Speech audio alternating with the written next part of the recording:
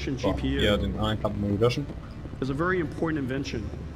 Today we're introducing NVLink. NVLink is a chip-to-chip communications. Differential signaling with embedded clock. Wenn ich mich noch mal vorstellen dürfte. Parasini. Ich will, dass Sie Keen überreden, vor den Direktoren auszusagen. Dank seiner Beweise kann dieser Planet wieder profitabel geführt werden. Ich würde Ihnen gern helfen, Miss Parasini. Ja, das Schicksal von Milliarden und so. Wenn Sie mir helfen, bekommen Sie alles, was Sie brauchen. Quid pro quo. Anoles hat Dreck am Stecken. Hören Sie, Shepard. Mir gefällt das auch nicht. Spectres treiben Schindluder mit dem Gesetz. Das ist okay. Vielen Dank. Sie wissen, wo Sie mich finden. Sagen Sie mir Bescheid, wenn er mitspielen will.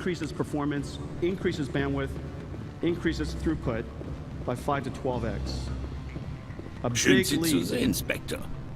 Gibt es Neuigkeiten bezüglich der speziellen Angelegenheit? Ich habe den Job erledigt. Aber ich wurde von einer internen Ermittlerin kontaktiert. Sie möchte, dass Sie gegen Anoles aussagen. Nun, da Sie mein Eigentum haben, wollen Sie mir vorschreiben, was ich damit mache. Ich habe kein Interesse an einem öffentlichen Spektakel. Jeder auf dieser Station hat unter Anoles Erpressung zu leiden. Sie könnten ein Held sein. Ohne das Wohlwollen der Direktoren können meine Arbeitgeber hier nicht operieren. Die Direktoren ermitteln bereits gegen Anoles. Sie werden auf ihn wütender sein als auf Sie. Schon gut. Es ist klar, dass ich es Ihnen nicht ausreden kann. In Ordnung. Ich werde aussagen. Treffen Sie mit Ihrem Kontakt alle Vorbereitungen. Ich werde hier warten. If you had NVLink in your system, you could also use it for GPU-to-GPU communications. Ich wurde wegen unseres Arrangements noch nicht kontaktiert. Ist alles unter Kontrolle? Haben Sie sind bewaffnet? Saren ist eine wichtige Person. Und somit auch Benicio. Mich gehen lassen? Sehen die Menschen eine Unterhaltung als eine Art Gefangenschaft? Das würde erklären, warum sich so wenige hinsetzen und reden. Es geht über NVLink, der quasi das, was AMD schon macht, über Mantle, quasi dasselbe nochmal als Hardware-Schnittstelle. Also als zusätzlichen Grafikchip, NVLink-Chip, NVIDIA NVLink-Chip. The interface is already extremely wide. And so how do we solve that problem? We can go wider, which makes the package enormous. We can make the signaling go faster, which translates into too much energy consumption. As a result of that, the energy efficiency of your system declines. And we know we're power limited in almost every application that we are pursuing. So the second enabling technology for our next generation GPU is 3D packaging. We're going to, for the first time, build chips on top of other chips. And we're going to pile heterogeneous chips, meaning different types of chips, on one wafer. It starts out with a base wafer. Spectre, haben Sie über mein Angebot interconnections are being done among the chips. Keen hat sich dazu überreden lassen, auszusagen. We're doing the interchip routing. Jetzt bin ich aber erleichtert. Ich werde die Beweise für den sicheren Transport vorbereiten. Hätte nicht gedacht, dass Sie mir helfen. Wo Sie doch ein Spectre sind und so. Einige von Ihnen sind wohl doch ganz in Ordnung. Hilft Ihnen das nicht? Sie scheinen sich nicht sehr zu freuen. Ich bin überglücklich. Eine Unverschämtheit! Ich sorge dafür, dass Sie in diesem Sektor keine Arbeit mehr kriegen.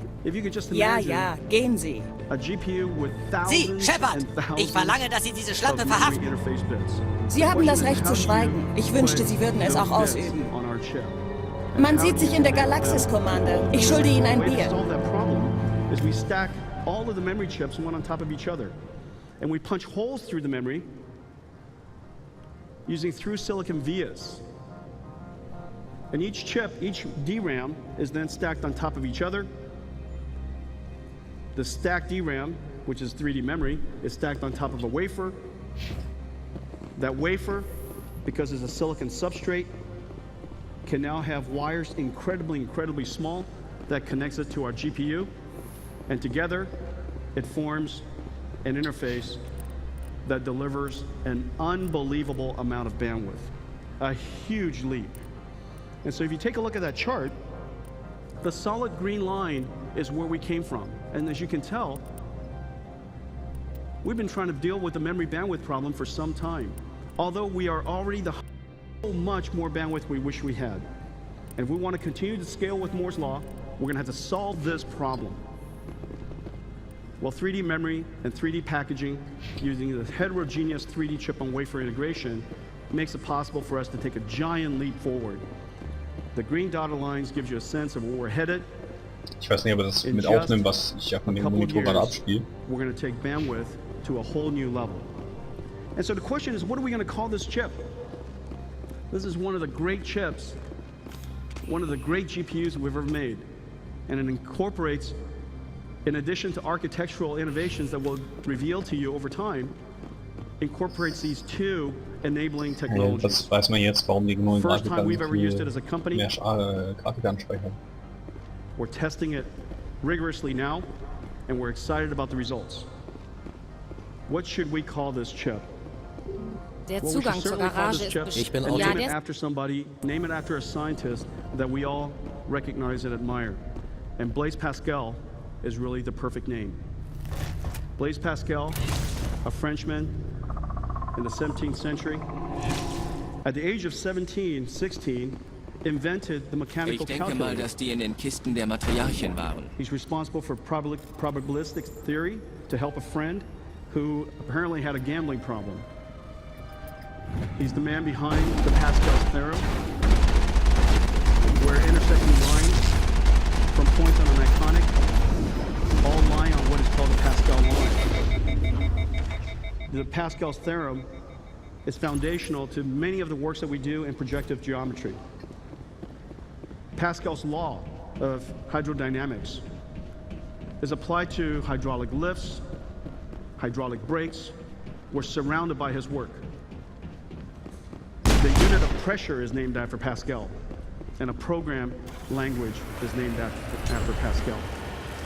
It is very appropriate for us to introduce to you our next generation GPU, Pascal.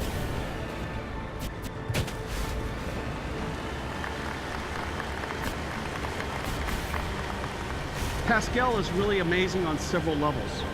Let me show you. This is the Pascal computer. This little module here represents the processor of next generation supercomputers, next generation workstations, next generation gaming PCs, next generation cloud supercomputers.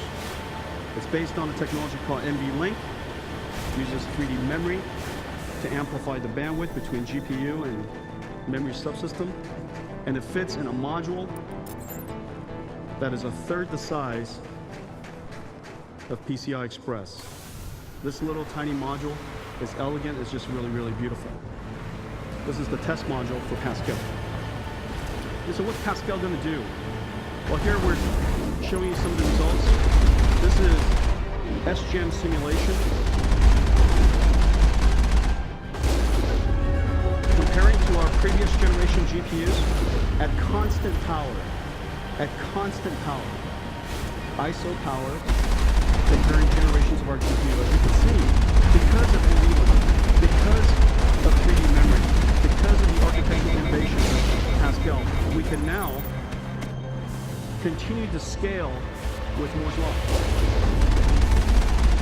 A scale that most people feel that will eventually fall off of, but it's not going to happen with Pascal. We're going to continue to scale performance. In fact, I'll even predict that in multi-GPU environments and in large configurations, Pascal will do even better than previous generations. And the reason for that is NVLink. Now the question then is, what are we going to do with all this computational horsepower? What are we going to do with all these flops? What are we going to do with a processor that's essentially a supercomputer the size no bigger than 2 credit cards? Well, one of the most exciting applications in high-performance computing today is a field that started practically 50 years ago.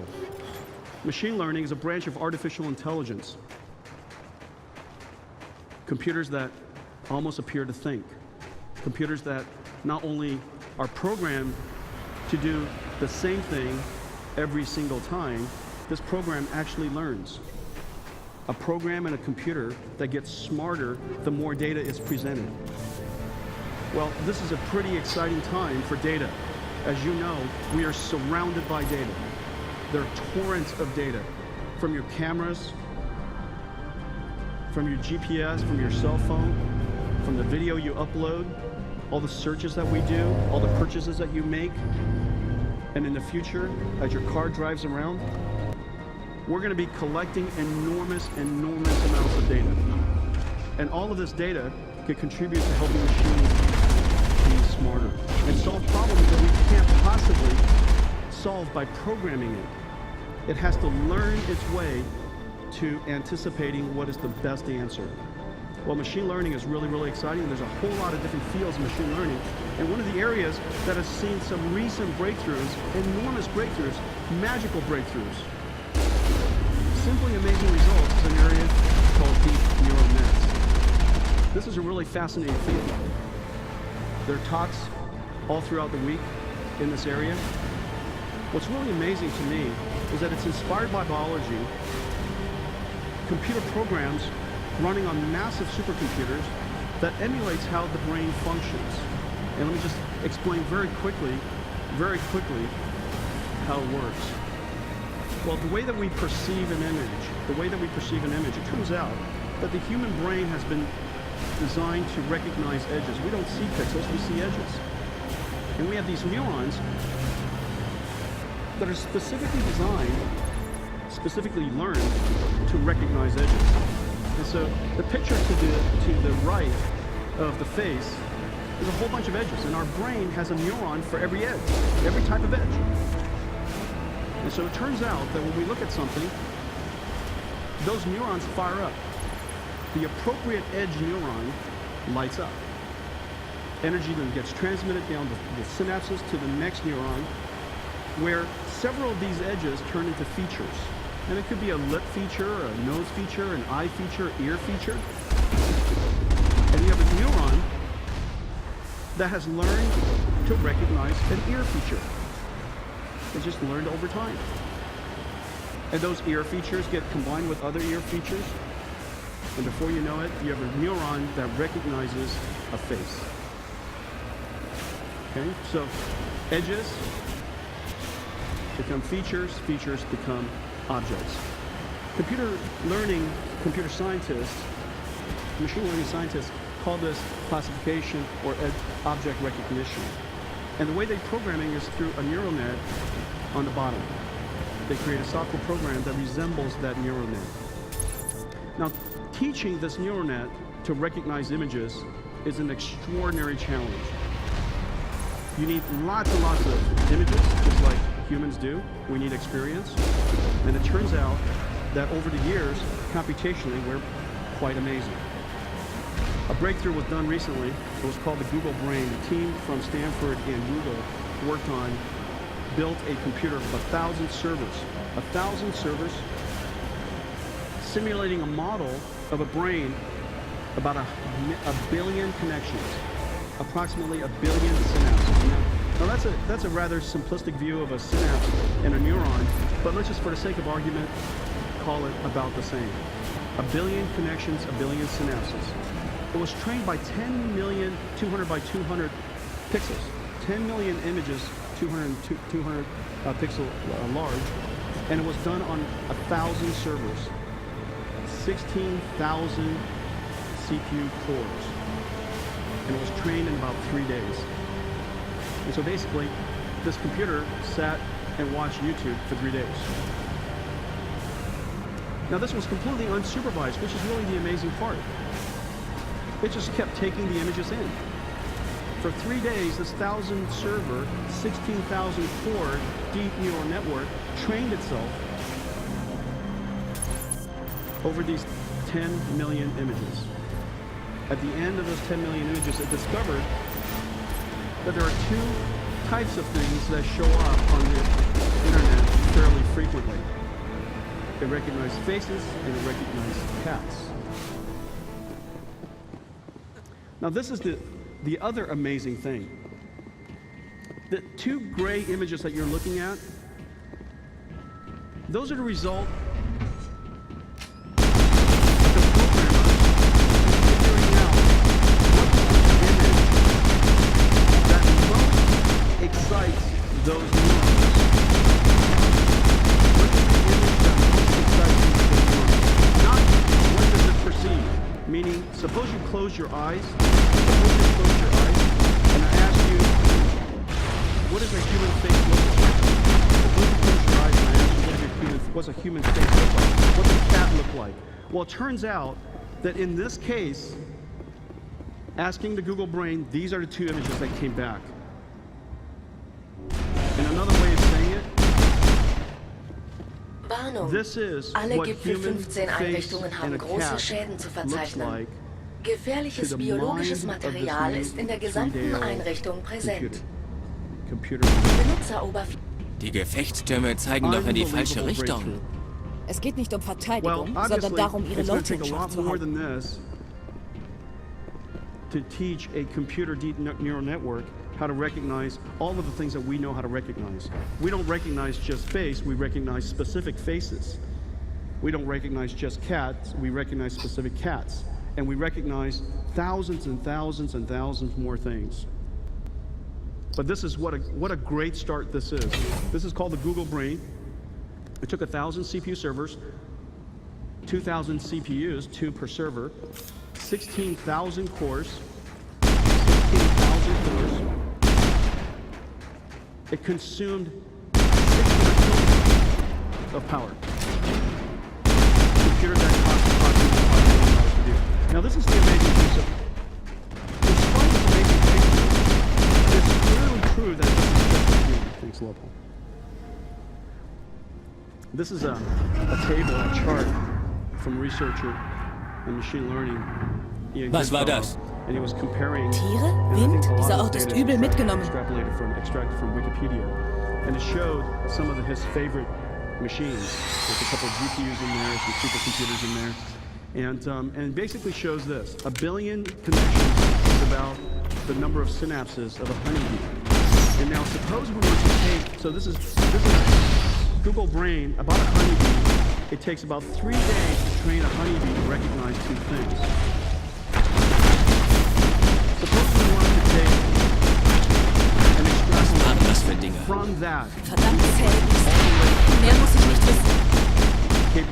learning capability of a human brain. Well, it turns out we have about 100 billion neurons. Each one of our 100 billion neurons has about 1,000 connections to other neurons. And suppose we wanted to train this brain, it would take, obviously, a lot more images to iteratively train those neurons. Let's say that we do that with 500 million images. Well, it turns out, you do the math, 100 billion, 1,000, so that's 100 trillion. 100 trillion connections versus 1 billion connections. 500 million images versus 10 million images.